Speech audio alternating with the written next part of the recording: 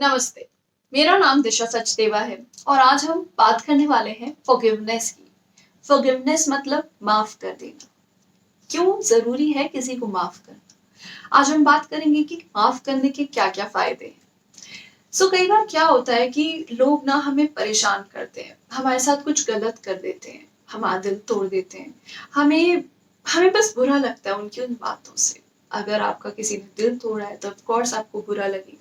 अगर किसी ने आपके घर में चोरी कर ली है, अगर किसी ने आपको गुस्से से बोल दिया या कुछ भी हो सकता है, हमें बुरा लगता है लोगों की चीज़ों का, हमें गुस्सा आता है उन बातों पे जो शायद सही नहीं होती।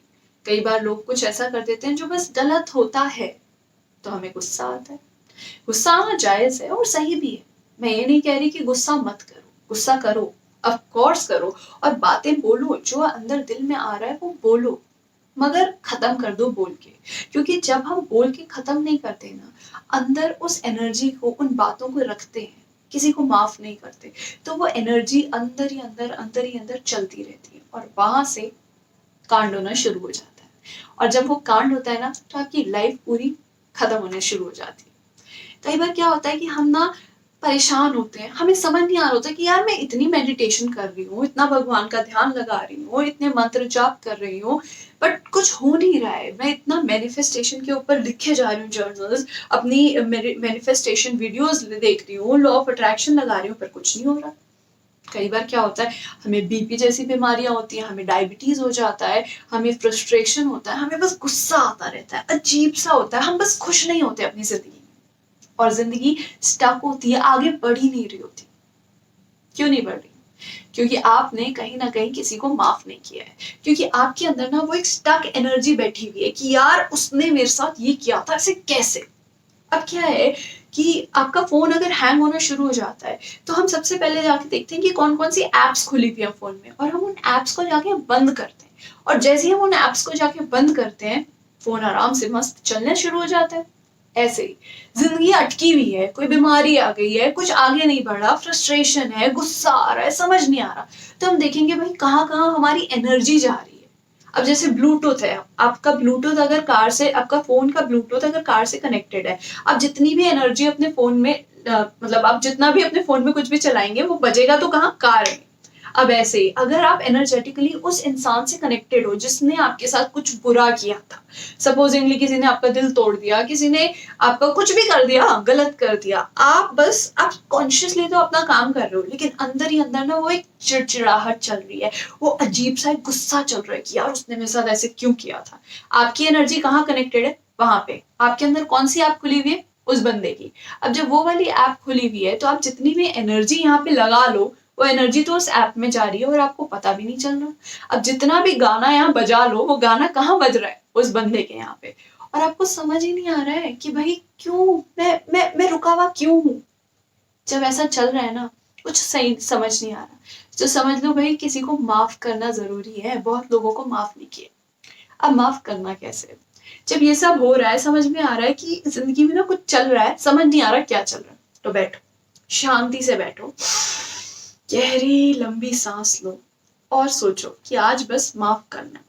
एक पेन और पेपर उठाओ और एक लिस्ट बनाओ।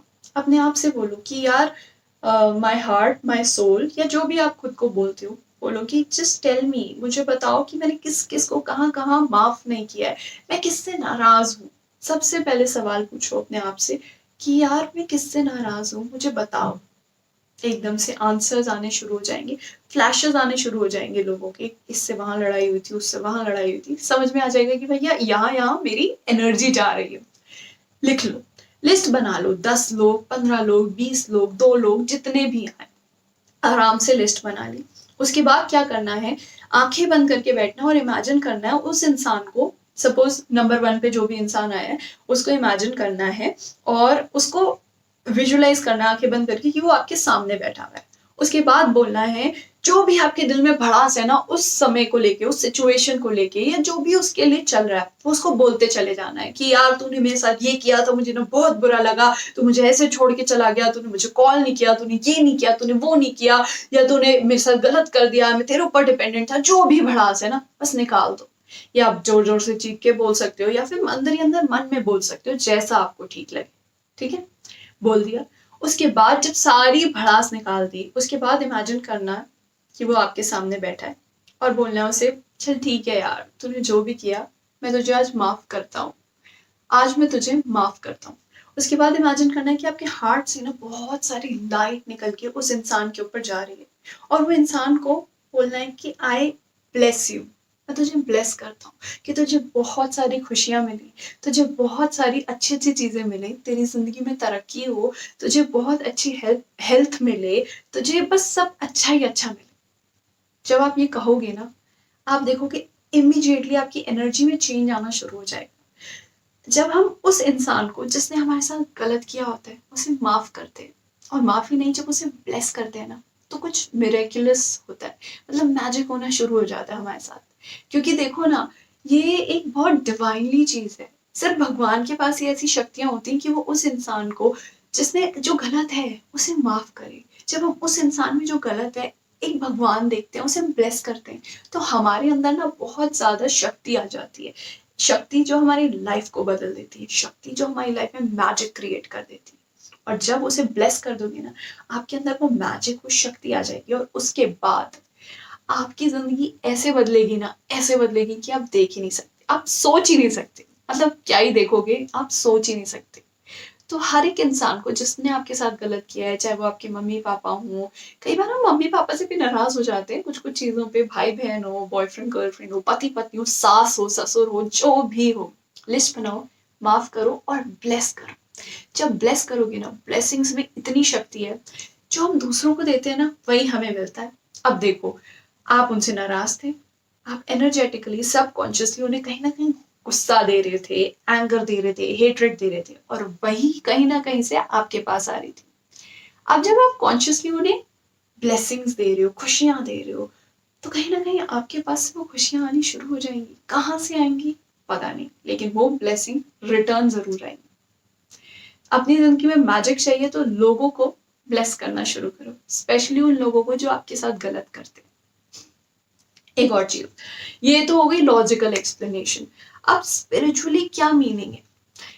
क्या होता है कि हम ना जब सोल लेवल पे ऊपर होते हैं, जब हम नीचे आ रहे होते हैं, हम प्लान करते हैं कि यार मुझे ये लेसन सीखना है, इस टाइम पे वो लेसन सीखना है। तो हम ना कुछ ऐसे सोल कॉन्ट्रैक्ट्स बना लेते हैं, कुछ आत्माएं कुछ सोल कॉन्ट्रैक्ट्स बनाते हैं कुछ सोल्स के साथ कि मैं जब नीचे जाऊंगी ना मुझे ये लेसन सीखना है। तो कई बार हम सोल कॉन्ट्रैक्ट बनाते हैं कि मुझे ना स्ट्रॉन्ग होना सीखना है, मुझे खुद से प्यार करना सीखना है, मुझे अपना दिल बड़ा करना सीखना है, मुझे डिवाइन होना सीखना है। तो वो सोल हमारे को बोलती है, चल ठीक है, मैं तेरे को इस टाइम पे आके परेशान करूंगी, ऐसे ऐसे तेरे साथ करूंगी, इससे तू ये सीखेगा। हमें ना उन सोल्स को एक्चुअली थैंक यू करना चाहिए, क्योंकि वो हमारी इतनी प्यारी सोल्स हैं कि वो हमारे टीचर्स बन के आएंगे।